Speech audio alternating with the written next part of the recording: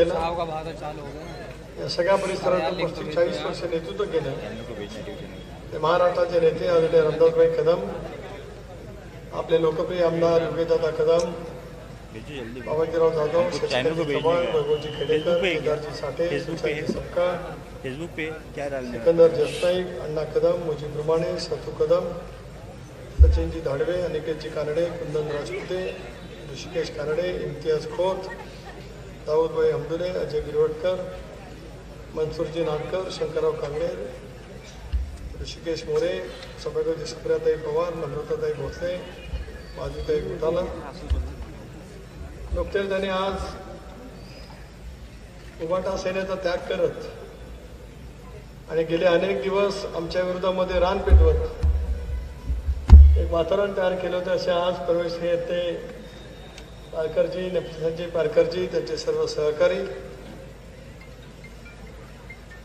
उपतालुका प्रमुख जावेद परकर, त्यांचे सर्व सहकारी आणि आज भाईंच्या आणि योगेशदादाच्या नेतृत्वाखाली प्रवेश करणारे सर्वच उभाटातील शिवसैनिक, पत्रकार मित्र, महिलांचे प्रतिनिधी आणि अभूतपूर्व संख्येने उपस्थित असलेल्या माझ्या खेडकर नागरिक बंधू भगिनी आणि सहकारी मित्रांनो,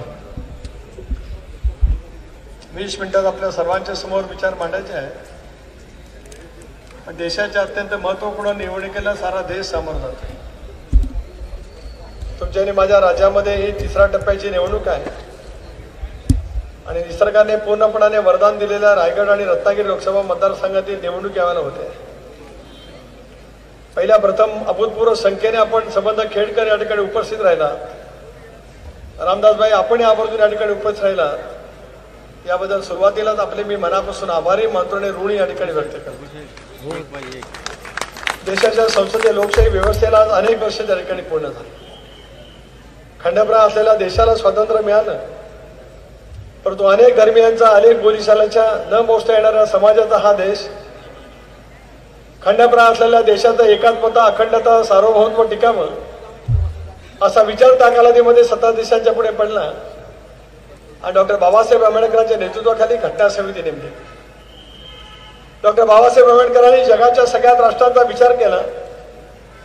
ग्रेट ब्रिटन असेल, फ्रान्स असेल, इटली असेल, अमेरिका असेल, जपान असेल, चीन असेल, आफ्रिका खंड असेल, या सर्वच राष्ट्रांचा त्यांनी सखोलपणाने अभ्यास केल्यानंतर त्यांच्या लक्षामध्ये आलं की त्या त्या जगातली, त्या त्या देशातील व्यवस्था ही भिन्न आहे. पण तुमचा आणि माझा देश एकसंघ ठेवायचा असेल, त्याची एकात्मता टिकवायची असेल तर या देशातल्या सर्वसामान्य नागरिकांना मताचा अधिकार दिला पाहिजे. हे भारतरत्न डॉक्टर बाबासाहेब आंबेडकरांची फार मोठे उपकार तुमच्या माझ्या देशावरती आहेत आणि म्हणून 75 वर्षाच्या गौरवशाली इतिहासामध्ये हा भारत देश एकसंघ राहिला, एकात्मता टिकली आणि या देशाचं सार्वभौमत्व त्या ठिकाणी अबाधित.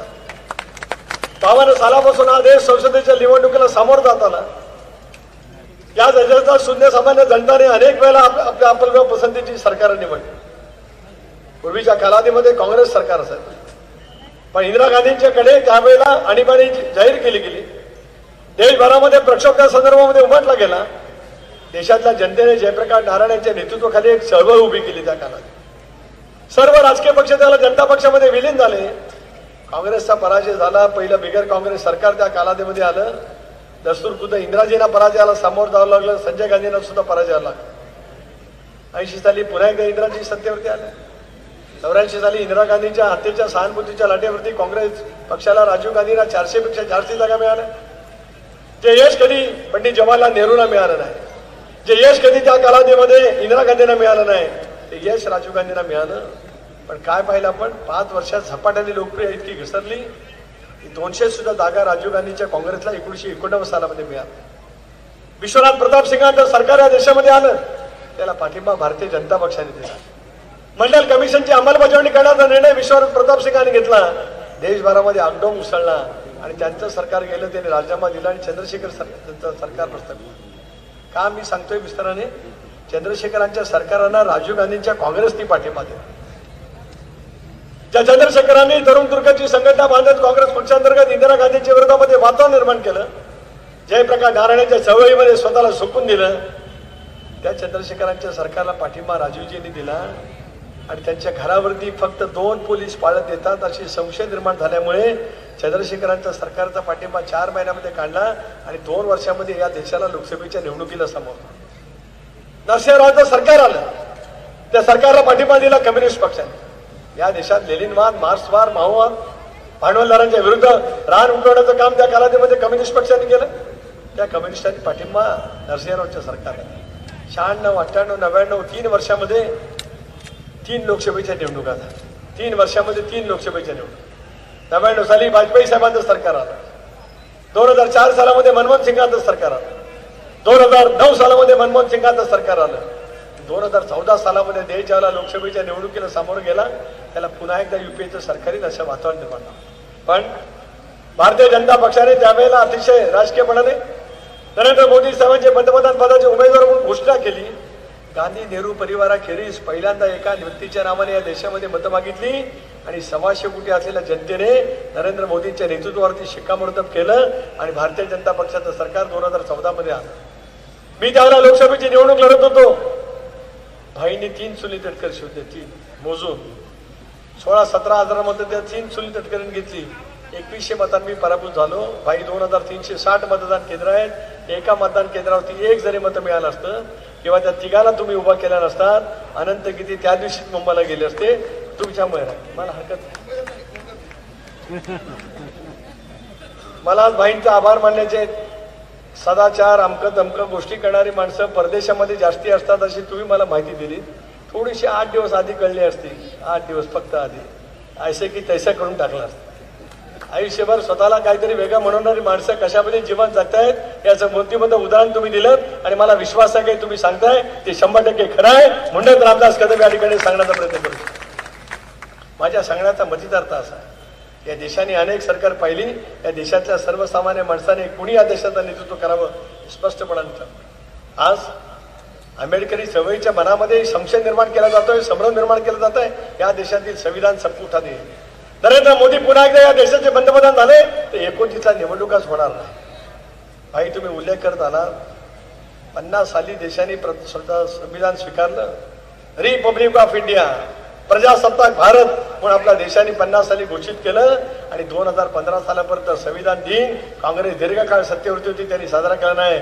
नरेंद्र मोदी पंतप्रधान झाल्यावर संविधान दिन साजरा करण्याचं काम नरेंद्र मोदींच्या नेतृत्वाखाली तरी केलं. वस्तुस्थिती खरी आहे, जे खरं आहे ते खरं त्या ठिकाणी बोललंच पाहिजे. या देशातली जनता सुविधा आहे. पण आज मोदी साहेब सांगतात, अमितभाई सांगतात, एकनाथराव शिंदे सांगतात, देवेंद्रजी सांगतात, अजितदादा सांगतात, रामदासभाई सांगतात, सुनील तटकरे सांगतो, योगेश कदम सांगतात, वैभव टिळक सांगतात, चंद्र सूर्य असेपर्यंत या देशातील संविधान बदललं जाणार नाही. पण मतांच्यासाठी तुम्ही समाजामध्ये अंतर निर्माण करण्याचा पाप करतात असा आरोप आज त्यांच्यावरती त्यानिमित्ताने करू शकतो. निवडणुका येतील जातील. 4 तारखेला जूनला संध्याकाळी ज्याला निकाल लागेल, आज संविधानावरती बोलणारे 4 तारखेला 4 वर्षात जे जातील ते परत उगवणार नाहीत असा मला विश्वास या ठिकाणच्या जनतेच्या माध्यमातून वाटतो. अल्पसंख्याक समाजामध्ये सुद्धा एक वेगळी भावना निर्माण करण्याचा प्रयत्न त्या ठिकाणी केला जातो आहे. 370 कलम काय 370 कलम आहे घटनेमध्ये डॉक्टर बाबासाहेब आंबेडकरांनी 370 कलम एवढ्यासाठी ठेवलं, देशामध्ये ज्याला अभूतपूर्व स्थिती निर्माण होईल त्यावेळेला 370 कलमाचा वापर करण्याचा अधिकार देशाच्या सरकारला असतो. आणीबाणी ज्याला घोषित केली इंदिराजींनी त्याला 370 कलमाचा वापर केला. जम्मू काश्मीरमध्ये ज्यावेळेला खूप अंतर्गत संघर्ष झाला, बाह्य कारवाया मोठ्या प्रमाणावरती झाल्या, त्यावेळेला इंदिराजी पंतप्रधान होत्या, शेख अब्दुल्ला त्यावेळेला काश्मीरचे मुख्यमंत्री होते. त्याने एकत्रित सामंजस्य करार केला. 370 लागले. 370 लागले म्हणून या देशातल्या उरलेल्या नागरिकांच्यावरती काय परिणाम झाला का? 0 परिणाम झाला. 370 उठवलं म्हणून या देशातल्या कुठल्या नागरिकांच्यावरती काय परिणाम झाला का? 0 परिणाम झाला. पण हे जम्मू काश्मीर हा स्वर्ग म्हणून ओळखलं जातं. जे जम्मू काश्मीर या भारताची ओळख काश्मीर ते कन्याकुमारी अशी म्हटली जाते. त्या जम्मू काश्मीरमध्ये आज प्रचंड प्रमाणावरती पायाभूत सुविधा झाल्या, ईशान्य भारतामध्ये पायाभूत सुविधा झाल्या आणि ते सगळं लांब असलेलं आपल्या या देशाच्या अंतर्गत सुख समाधाने लावायला लागले. हे 370. सीएचा कायदा नेमका काय? या देशामध्ये धर्माच्या नावावरती फाळणी झाली. शेजारच्या राष्ट्रामध्ये पाकिस्तान, बांगलादेश, अफगाणिस्तान, नेपाळ याच्यामध्ये जे हिंदू गेले, जे जैन गेले, जे शीख गेले, जे ख्रिश्चन गेले, जे बौद्ध जन गेले, त्यांना या देशामध्ये मातृभूमीला परत येत असेल तर त्यांच्या वास्तव्याची अट कमी करणं हा एवढा सीए कायदा आहे. यापेक्षा योगेश दादा याच्यामध्ये काही नाही. पण केवळ अल्पसंख्याक समाजामध्ये विद्वेष निर्माण करण्याचा प्रयत्न केला जातोय आणि त्याच्यातून गैरसमज निर्माण केला जातो। आज योगेशदादा तुम्ही असतील, आपण सर्वांनी मिळून असेल, जलजीवन मिशनची योजना नरेंद्र मोदी साहेबांनी दिली, आपण राबवतो। हर घर नल से जल, घराघरामध्ये पिण्याचं पाणी नळाच्या द्वारे दिलं गेलं पाहिजे, ही आज त्या भारत सरकारची योजना आहे। पण त्या आदेशामध्ये असं कुठं आहे का ही फक्त विशिष्ट समाजासाठी आहे आणि विशिष्ट समाजाला त्याचा फायदा मिळणार नाही? राष्ट्रीय आरोग्य अभियान 5 लाखाचं कवच आज प्रत्येक नागरिकाला या देशातला मिळालं गेलं, त्याच्यात असं कुठं लिहिलंय का फक्त हिंदू धर्मासाठी आहे, मुस्लिमांसाठी नाही? पूर्णपणाने ते सर्वांच्यासाठी लागू आहे। करोना सारखं महामारीचं संकट आलं पाश्चात्य राष्ट्रांच्या मध्ये, जिथं आज आरोग्य व्यवस्था खूप मजबूत आहे, Italy, France, great Britain, America, चीन, जपान, लाखोंच्या संख्येने माणसं मृत्युमुखी पडत होती, त्याला आपल्या देशामध्ये सुद्धा मोठ्या प्रमाणावरती मृत्यू पडतील अशी शंका होती। पंतप्रधानांनी कारवाई केली, लॉकडाऊन केलं, प्रचंड प्रमाणावरती देशाचं आर्थिक नुकसान झालं, पण आर्थिक नुकसान झालं तरी ते भरून काढता येईल। पण या देशातला माझा प्रत्येक नागरिक जगला पाहिजे या मनस्वीपणाच्या भूमिकेतून निर्णय देश पातळीवर जगात अर्थव्यवस्थे बाबतीत, शास्त्रज्ञांच्या बाबतीत इतर देश फार मोठ्या पद्धतीने मिरवतात, त्या देशाला लस निर्माण करता आली नाही। नरेंद्र मोदींनी या देशातल्या शास्त्रज्ञांना ताकद दिली, विश्वास दिला, या देशात लस निर्माण झाली, पण या देशातला 130 कोटी जनतेला मोफत लस वाटण्याचा कार्यक्रम केला, तो कोणा एका धर्मियांच्यासाठी करतो, सर्वांना मोफत लस। पाश्चात्य देशामध्ये लस दिली गेली पण ती पैसे देऊन दिली गेली। आज या देशामध्ये 80 कोटी नागरिकांना मोफत धान्य त्या ठिकाणी दिलं जातं। जाणीवपूर्वक अशा पैसा प्रयत्न केला जातो। पण मला अभिमान आहे की रामदास भाई या मतदारसंघामध्ये आले, सुनील तटकरे 14 माणगाव मतदारसंघामध्ये आला, शिवधन मतदारसंघामध्ये निर्वाचित झाला।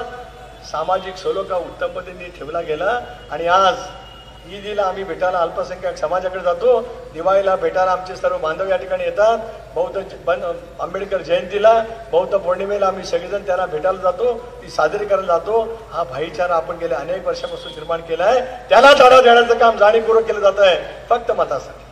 आनंद गीते तुमचं सारं आयुष्य अल्पसंख्याक समाजाचा द्वेष करण्यासाठी। 2009 सालामध्ये तुम्ही भाषण केलं आणि तुम्ही हिरवा साप आहे त्याला ठेचून काढा, मुस्लिम हिरवे अजगर आहेत त्यांना तोडून काढा, ही भाषा तुमची। आणि आज तुमच्यातील महाभाग ज्यांच्या बुद्धिमत्तेची कीव वाटते ते म्हणतात की नमाजीमध्ये मशिदीमध्ये नमाज पढणारे दलाल आहेत। भाषा काय भाषा आहे? काय पद्धतीने तुम्ही इतर समाजाकडे बघतात?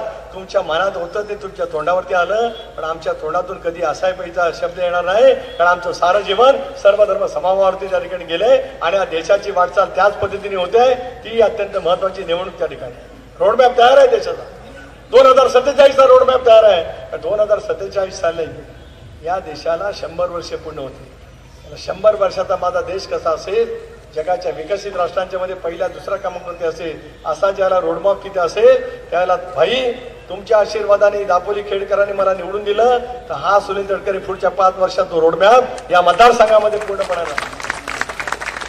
विकासाच्या कामाची गती मिळत असते। करोनासारखं संकट आलं, निसर्ग चक्रीवादळाने फार आपलं जीवनमान उद्ध्वस्त केलं गेलं, महापूर तर खेडकरांच्या 5वीलाच पडला, थोडासा पाऊस झाला की महापूर।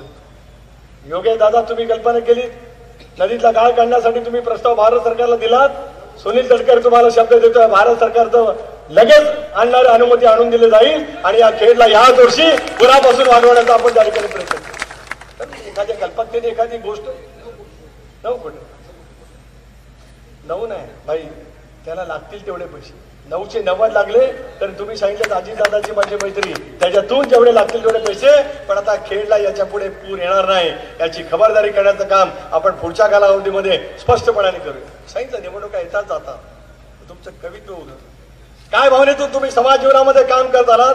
माझ्या राजकीय जीवनाला 40 वर्षे पूर्ण होतील 23 तारखेला मेच्या। 40 वर्षामध्ये भाई मी 85 साली इंडियन नॅशनल काँग्रेसच्या हाताच्या पंजाच्या निश्चयावरती विधानसभेची निवडणूक लढलो, 14 माणगाव मतदारसंघ, अल्पमतांनी पराभव लागला।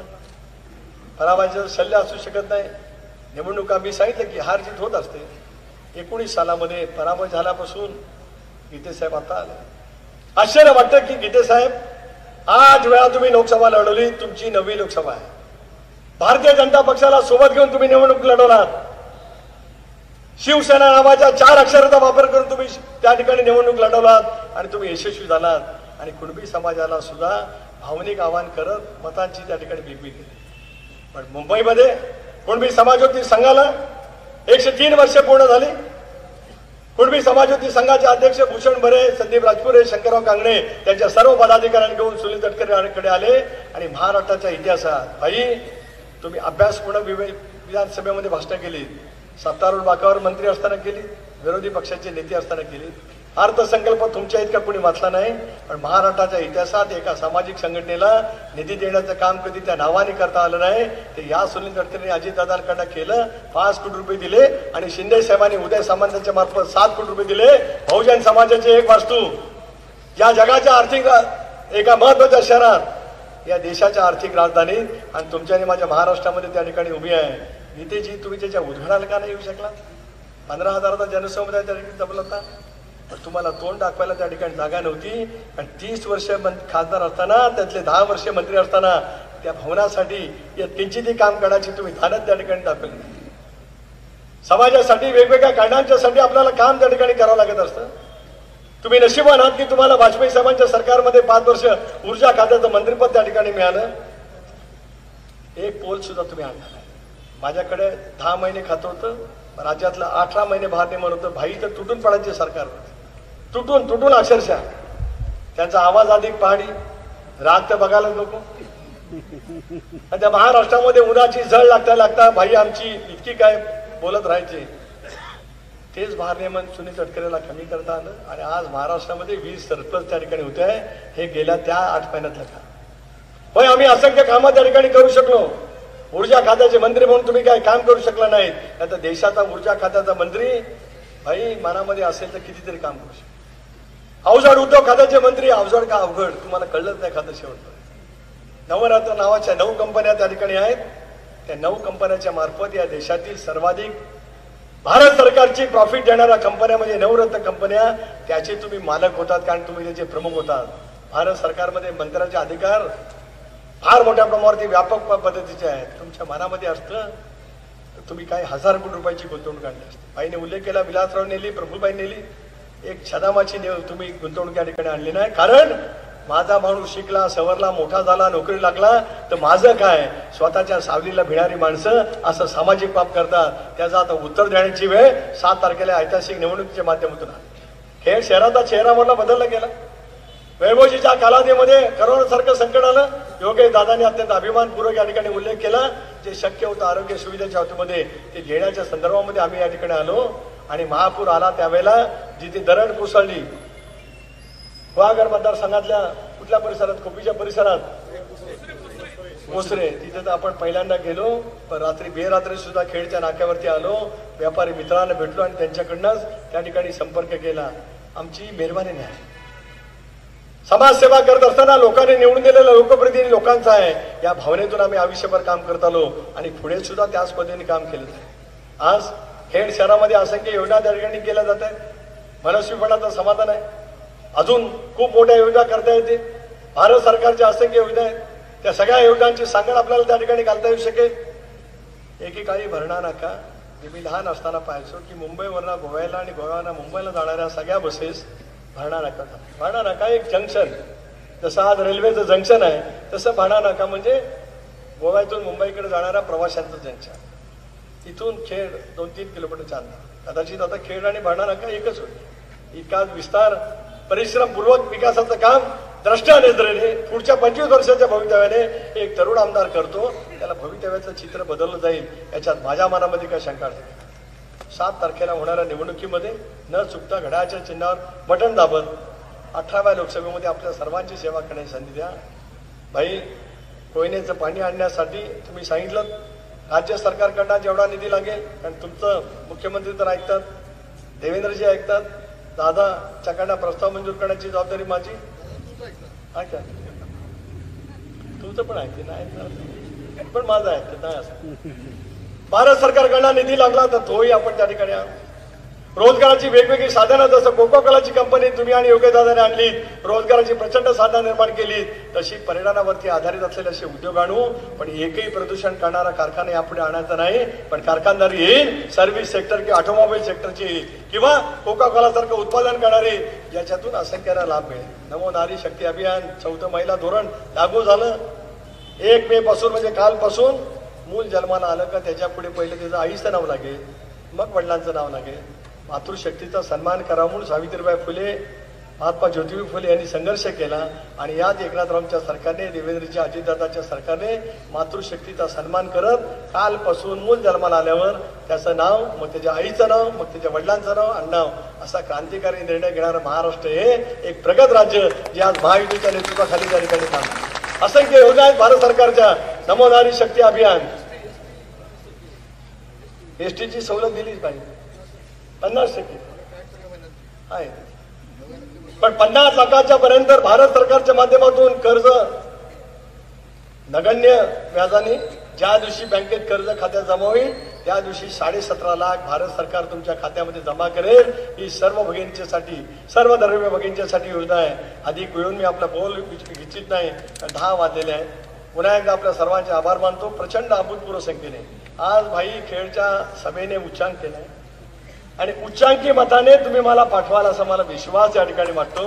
आणि पुढची 5 वर्ष केवळ राष्ट्रवादी काँग्रेस पक्षाचा खासदार म्हणून नव्हे, तर महायुतीचा खासदार म्हणून तुमच्या सेवेशी मी तत्पर आहे, एवढं अभिवचन या ठिकाणी देतो. पुन्हा एकदा अंतःकरणापासून धन्यवाद. जय हिंद, जय महाराष्ट्र. धन्यवाद साहेब. आपण या ठिकाणी ह्या अभूतपूर्व अशा सभेला आपण मार्गदर्शन केलं, त्याबद्दल आपलं देखील आभार.